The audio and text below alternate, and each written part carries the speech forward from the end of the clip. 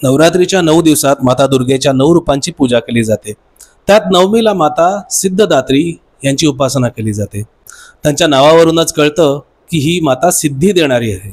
जगातील सर्व प्रकारच्या सिद्धी देण्याचं सामर्थ्य या मातेकडे आहे। अणिमा, महिमा, गरिमा, लघिमा, प्राप्ती, प्राकाम्य, ईशित्व आणि वशित्व अशा 8 सिद्धी आहेत आणि ब्रह्मवैवर्त पुराणात त्यांची संख्या 18 सांगितलेली आहे। देवी पुराण असं सांगतं की भगवान शंकरांनी देखील या मातेला प्रसन्न करून ह्याच सिद्धी प्राप्त करून घेतल्या होत्या। देवीच्या कृपेनेच भगवान शंकर अर्धनारीश्वर झाले, म्हणजे अर्धा भाग पुरुष आणि अर्धा भाग देवी।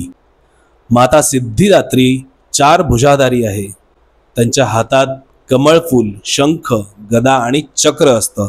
माता सिद्धिदात्रीचं एक वैशिष्ट्य म्हणजे मनुष्यच नाही तर किन्नर, साधू संत, देवी देवता, अगदी असुर सुद्धा या देवीची पूजा आराधना करतात, कारण तीच संपूर्ण सृष्टीला शक्ती देणारी देवी आहे। या दिवशी कन्या पूजन करण्याची ही परंपरा आहे।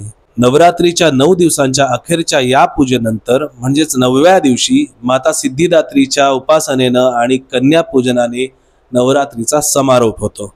हा समारोप म्हणजे भक्ताच्या मनाला अपार समाधान देणारा आणि संपूर्ण साधनेचा परिपूर्ण शेवट करणारा असा असतो।